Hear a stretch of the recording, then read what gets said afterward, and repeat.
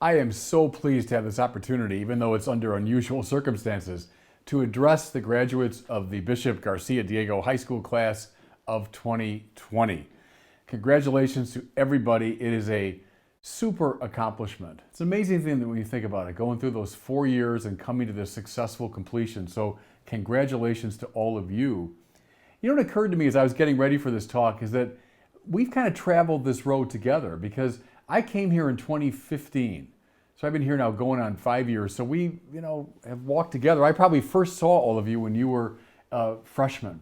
I've always enjoyed my visits to your campus, always enjoyed talking to you. So it's a thrill for me to be able to be with you and to congratulate you on this day. Also, a very special word of gratitude to the administrators and teachers at Bishop High. Great place, great people, dedicated people. Thank you for what you've done. And then finally, a word of gratitude to the parents of the graduates. Probably more than anyone else, they've been instrumental in bringing you to this day. So congratulations. Thank you to all these good people. I want to share a very simple idea with you today. A simple idea, but I think a really profound and important one. It can be summed up in a word, and it's from my intellectual hero, St. Thomas Aquinas, the greatest theologian, philosopher in the history of the church. Thomas Aquinas talks about magnanimitas. That's in his Latin. Now we have an English rendering of that. Maybe you've heard it, the word magnanimity. Once in a while we talk about a really generous or noble act as being a magnanimous act. Well, magnanimitas, magnanimity, is from two Latin words, anima, that means soul. Magna means great, big.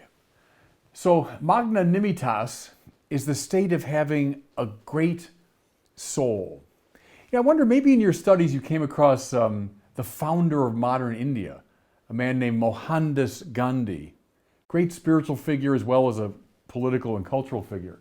But Mohandas Gandhi is better known by his title, Mahatma Gandhi. Well, Mahatma is a Sanskrit word, and Sanskrit is related to Latin. Listen, Mahatma, magna anima, because they mean the exact same thing.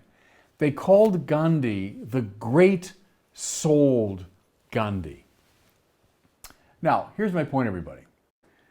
Magnanimity, having a great soul, is all about a soul that stretches out toward great things.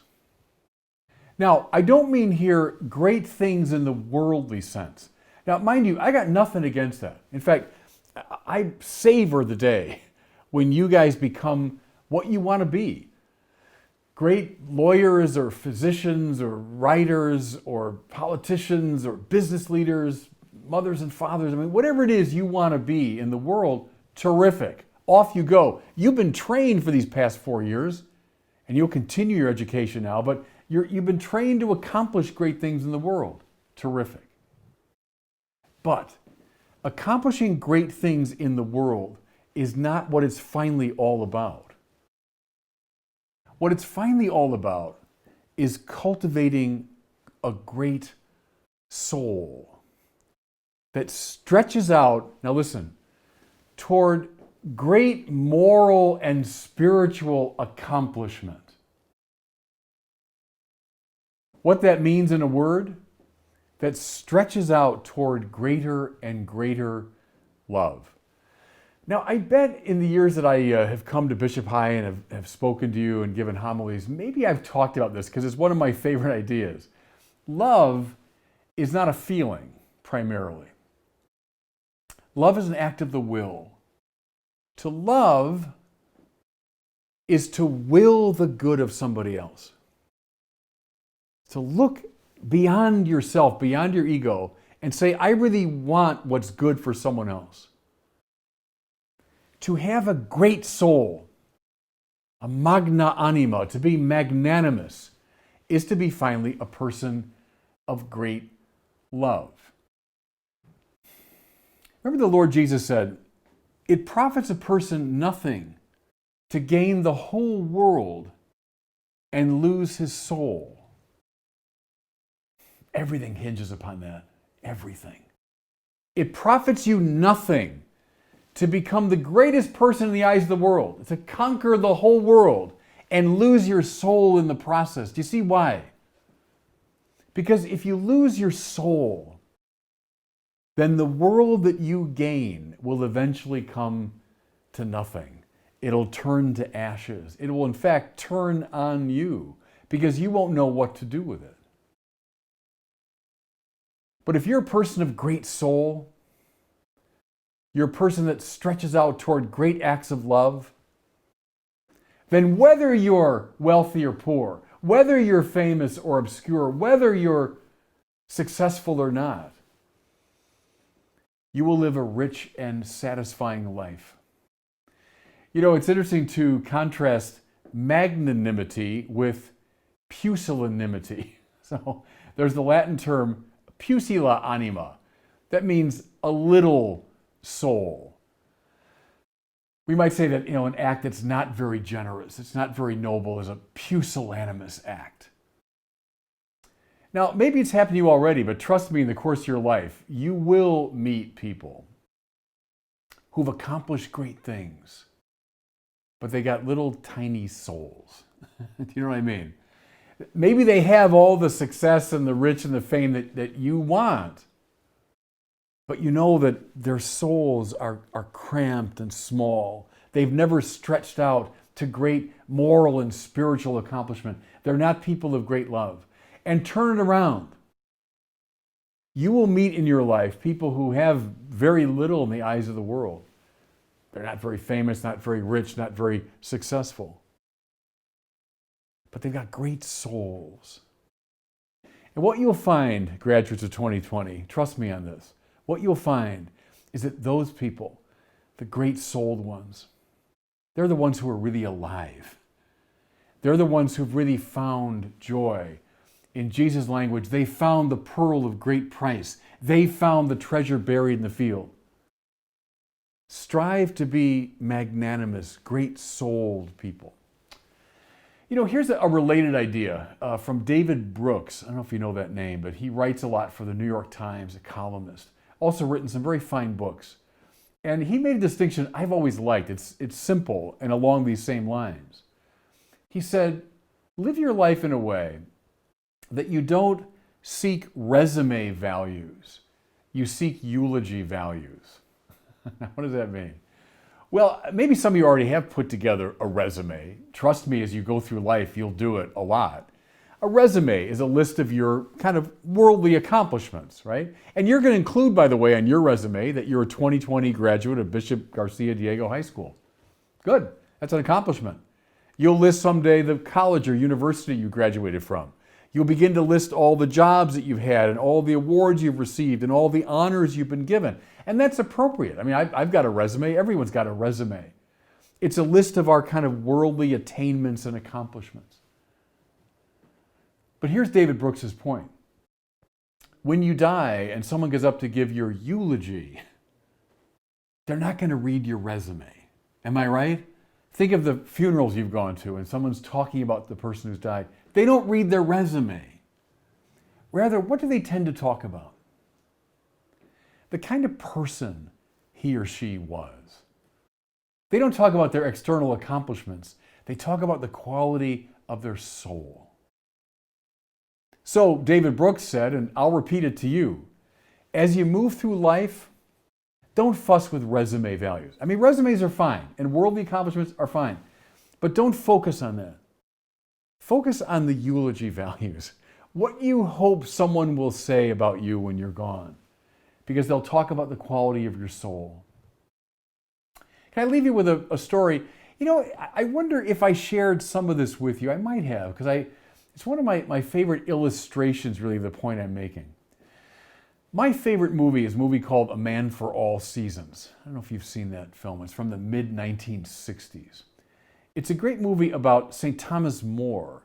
Now, Thomas More was an English diplomat and writer and philosopher and also a politician who rose to the highest rank next to the king in the society of his time. He was King Henry VIII's Lord Chancellor. So a man at a very high level of worldly attainment and accomplishment. He had wealth, he had power. reputation, fame. Well, More falls into conflict with King Henry VIII because the king wanted to break with the Pope. He stood athwart the king's purposes, and for his stance, he lost first his job, he lost his wealth, he lost his home, he lost his family, he lost his freedom, and finally he lost his life. Now, why? Because he was more concerned about the quality of his soul than he was for his worldly attainments. He was a magnanimous man par excellence. Okay, there's a scene in that movie. It's not one of the most famous scenes. It's more toward the beginning of the film, but it's very telling, I think. Thomas More, this great man, is talking to a young man. He's a recent Cambridge graduate. So let's say he's 4 years older than you guys. His name, this is a real historical figure, by the way, his name was Richard Rich. Richard Rich is ambitious. He wants a position at court. He knows Thomas More is a prominent, important person, so he's hanging around him, asking for a job.